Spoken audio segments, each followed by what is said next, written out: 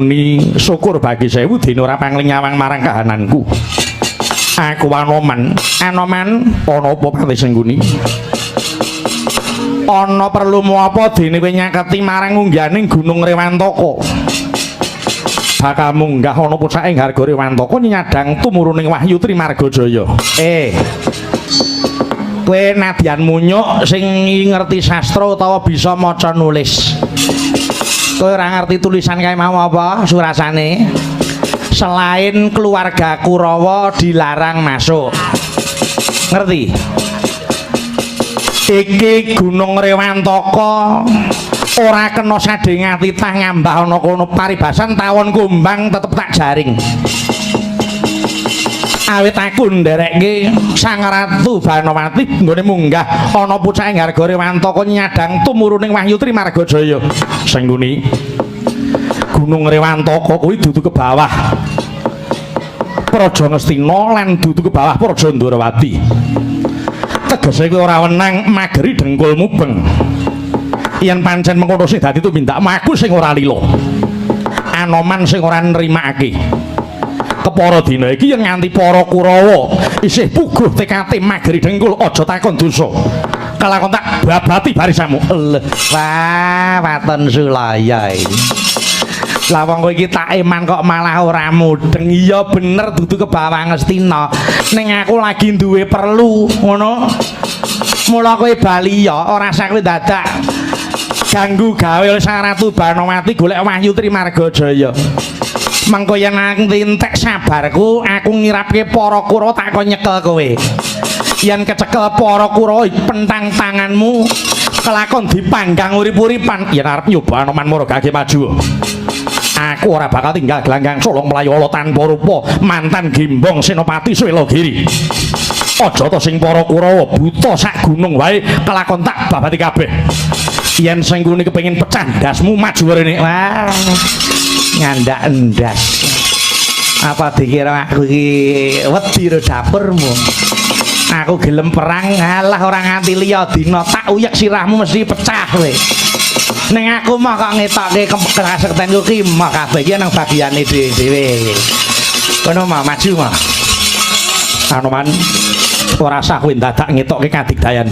Janji ora minggat kelakon ilang nyawamu cangkeme.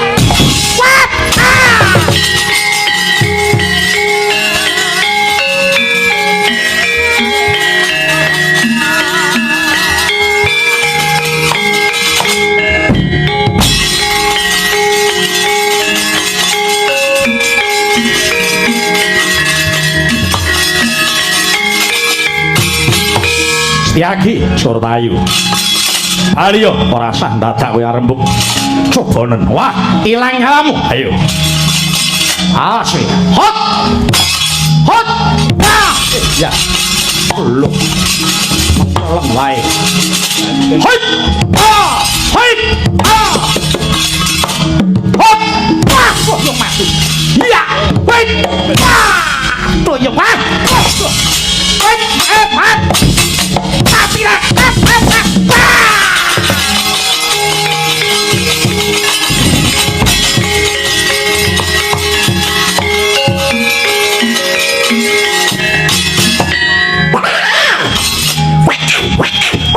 nyanti bu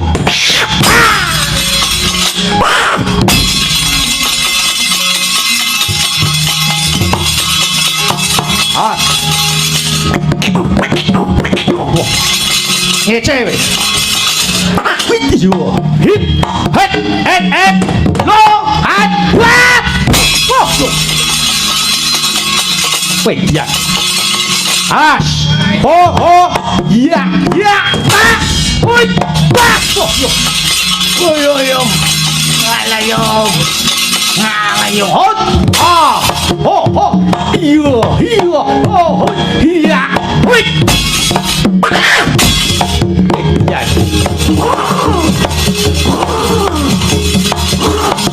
anteng ya antem oh tangga oh ya ayo tidak tuh ngalih ya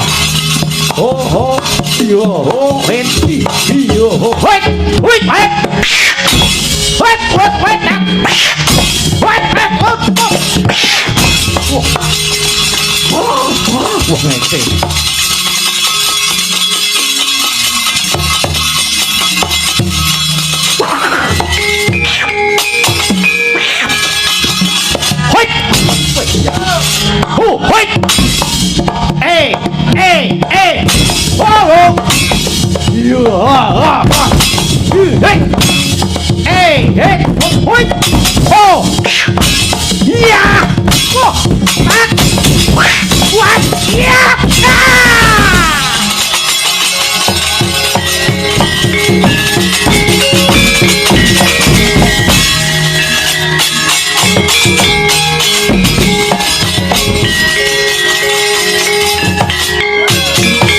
ngapa dan karepe ketek siji om geger wong macam ini hilang nyawamu coba dan asot iya hit hit loh wih ya hit hit oh hit wah tapi aku waduh wah ya layo hot oh hei iya biar weh bercanda semua ngomong sobo lu bentet kok ora loro ayo soen jamanmu wah hit hei iya oh borot potengmu ya sawangan borot ora munyol kemakin nih as hit oh hit oh hit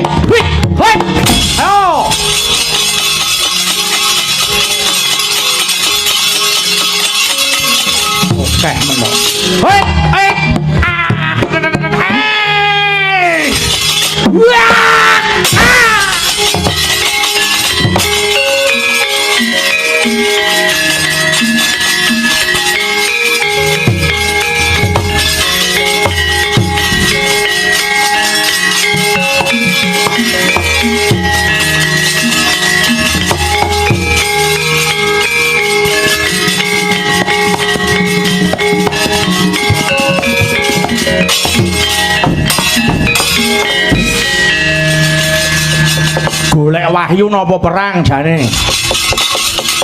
Jare golek wahyu. Kok jotosan? Pripun? Sida entuk wahyu ora? Ngapa kok tolah-toleh? Omong kok kaya wong kami tenggengen. Dur, pripun? Anu, pripun? Anu kae mau. Sing cetha omonge. Jane golek wahyu ning bubar maut Kurawa. Lah enten apa? Ana munyuk putih Anoman. Tekan mriki. Itu undangan ya. Lah kok dadi gelut. Anoman jarak perkara arep nundung para Kurawa ora entuk golek wahyu. Aku karo kowe kon minggat. Aku ora gelem, aku ya ngandani Anoman apa Gunung Rewantaka ki daerahmu, aku ya ngono. Apa kuwi wilayahmu ya dudu rek. Ngono kok aku ora entuk munggah Gunung Rewantaka, aku ya nesu cekake. Terus arek kono tak tantang ora saya wedi malah saya menteleng tangane ngepel-ngepel malang kadak. Terus sampeyan pripun? Ngalih edan kok ora ngalih. Oh ngalih kok bengok-bengok lho. Wong jireh kok kemaki. Swatama sing maju. Ah, menang Swatama. Kapan? Lakone apa Anoman karo Swatama kok menang Swatama iki lho. Kowe kulino ndelok wayang ora? Swatama kalah napa menang? Nek menang ya mesti tak sunggi. Swatama kalah. Lah terus genti Surtayu maju sing methuke Sencaki. Setyaki. Iya. Nggih enten to larine. Ana nusul ketae. Terus menang sinten? Ya mesti Setyaki ta apa Surtayu kok menang. Lho. Bubar Surtayu. Surtayuda. Mungsuh sinten? Anoman. Dinapake Surtayuda lena Anoman bedol wit asem kepruke sirahe. Mutah getih mundur. Lah terus yo Kartomarma maju. Walah nggawa gaman kaya wong dodol kae. Nggawa godhong, nggawa pedang, nggawa tumbak. Wis digawe rega kabeh maju. Ora ana sing tumama nyang Anoman. Nggih. Terus mundur. Lah terus niki kok sampean nemoni kula niku enten apa? Mbok tulung le. Leganono lekmu iki. Pripun to, Lek? Anoman kae apa Setyaki cekelan salaji bekuon ngen modar ngono lho. Lah kok mboten sampean dhewe? Engko wong tua dikira serakah. Wong kene nggawa cah nom-nom kok maju dhewe. Aku iki jaga rasa kok ya. Kowe. Lah terus pripun? Ya kowe maju kono. Mungsuh sinten? Milih karek sapa? Pengen mati cepet apa ora? Nek mati cepet mungsuhe Anoman. Kados niku wau nesu bedol luwit kopruke sirahe dies pecah. Ndang mati malah ora ngrasake lara. Nek mungsuh Setyaki mau ditamani gada wesi kuning. Sampeyan ndingkluk diambak rambute tutuk gada sirahe. Tuk. Pecah, mboten mlethek sik. Pletek. Tekan ripat, prok, matane metu. Nggih niku man. Mengke nek kula sida dipateni, alah kowe iki kok ndugu cangkeme Durmagati. Durmagati iki kapan to iso gedhekke atine Rowang? Isane mung ngendhake atine kanca, gedhekke rasane mungsuh. Ya Durmagati kuwi kok. Alah. Cangkeme Durmagati tok gugu. Yang kemaro silit padha Durmagati. Sampeyan oleh gedeng karo aku gedeng tenan kok. Ono cangkeme bolak-balik iki jan marake wong. Priwun? Maju ah. Maju le tak dombani hampi awur-awur. Hampi awur-awur malah.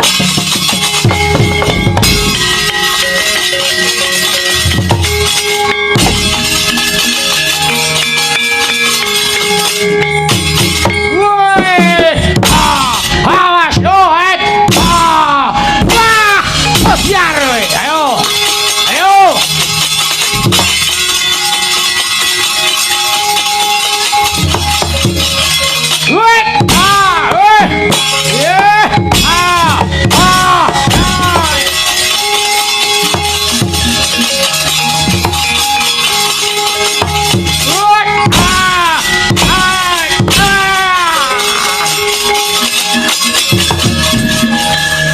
Kabare pripun kok Prabu? Sami wilujeng lho. Wah, saya lemu awake saiki. Dursasana nggih.